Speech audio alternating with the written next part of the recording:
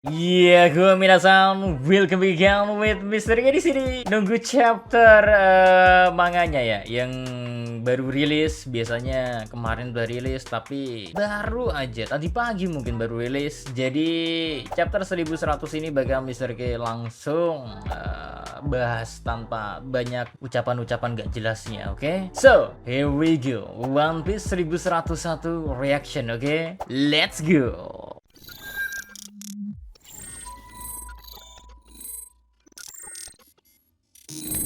Judul chapter 1101 Dear Body. Yap, seolah sedang menulis surat. Judul dari chapter ini memperlihatkan bagaimana awal mula dari perpisahan Kuma dengan Body. Seperti pada perjanjiannya yang mana ngebuat Kuma tak boleh bertemu kembali dengan Body. Dan memaksanya secara gak langsung untuk terus membuat surat demi mengabari anaknya Body. Sementara itu pada bagian cover story bakalan diisi oleh color spread yang memperlihatkan Dr. Vegapunk bersama cloningannya. Entah apa ada maksud tersembunyi atau tidak di color spread edisi kali ini, tapi yang jelas kita hanya dikasih lihat tentang Dr. Vegapunk yang sedang bersama cloningannya dan Vega Force One saja. Tapi kalau misalnya boleh ngira-ngira ya ada suatu keanehan yang dimana kenapa ya si Shaka dan Yok ini, kalau Yok sih kita udah tahu ya dia kan pengkhianat, tapi si Shaka ini loh, dia kan kita tahu katakanlah udah ditembak oleh Yok dan katakanlah mati ya, tapi kenapa udah serasa harus menggambar dia ini gede. Kako ini mah BTW udah bikin belum sih? Misalnya menantikan imajinasi dari Kako ini mah sih, kita nanti nobar lah. Oke, lanjut. And now masuk ke menu utama, di mana kilas balik masih berlangsung memperlihatkan Kuma yang sedang berada di kerajaan gua. Namun, dia sedang mengamati Luffy yang sedang berlatih. Yaps, di momen itu Luffy terlihat sedang berlatih tendangan Gomu Gomu no Uno-nya. Serangan yang dia gunain untuk mengalahkan Arlong ketika di Arlong Park.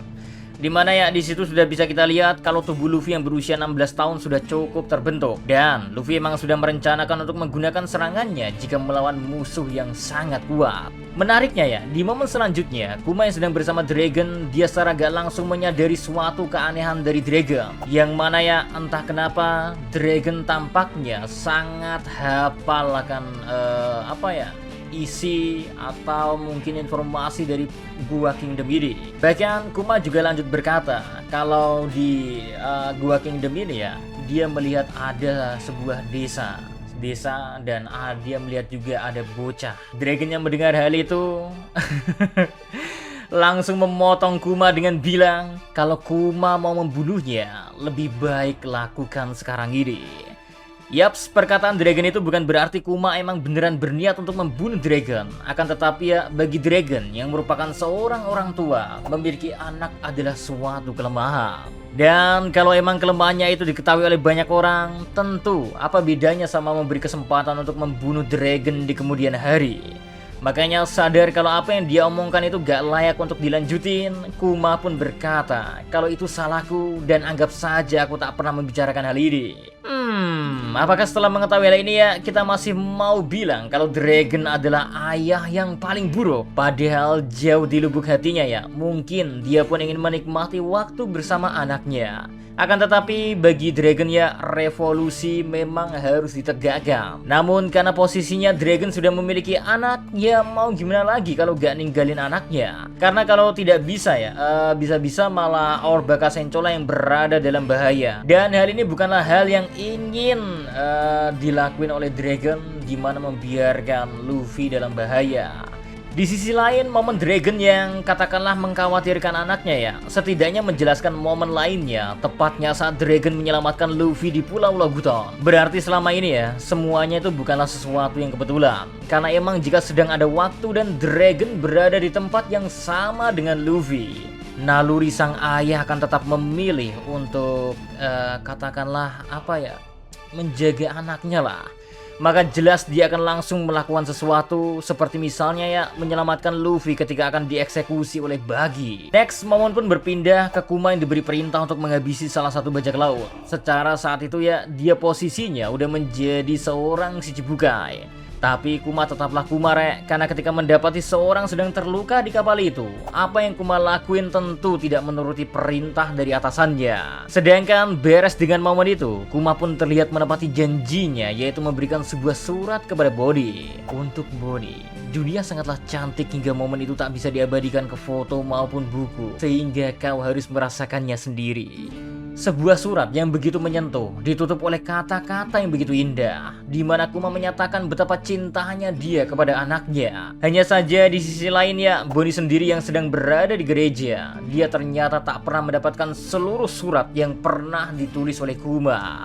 Well, usut punya usut ya, si Alpha lah orang dibalik alasan mengapa Bonnie tak pernah mendapatkan surat dari ayahnya. Karena saat Alpha menerima suratnya, dia langsung menyobeknya begitu saja tanpa pernah membiarkan Bonnie untuk membacanya terlebih dahulu. Pintarnya di sini ya, sebenarnya Connie tuh udah merencanakan sesuatu di mana dia gak membiarkan Bonnie untuk memberitahu kalau dia memiliki kekuatan buah iblis kepada siapapun. Jadi meskipun kita dikasih lihat bagaimana Bonnie berlatih bertarung di sono, namun Alpha tak mengetahui kalau Bonnie di usia yang masih muda sudah sekuat itu.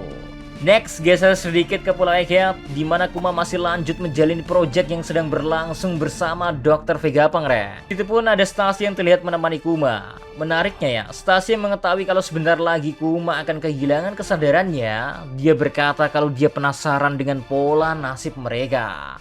Karena keduanya memiliki nasib yang naas. Kuma adalah manusia yang akan kehilangan kesadarannya secara penuh, sedangkan Stasia hanyalah kloningan yang memiliki kesadaran. Ya, sebuah hal yang menarik untuk didengar dan terkesan dilema kan. Mengingat manusia yang harusnya memiliki kesadaran penuh akan berubah layaknya kloningan, sedangkan Stasi yang seorang kloningan, dia memiliki kehendak penuh akan hidupnya.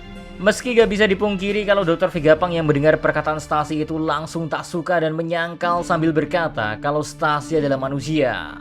Sia. Oh iya, di momen ini juga kita masih dikasih lihat kalau Kuma tetap menulis surat untuk Bonnie, re, meski dia sebentar lagi akan kehilangan kesadaran. Next, momen kembali berpindah ke Sorbet Kingdom.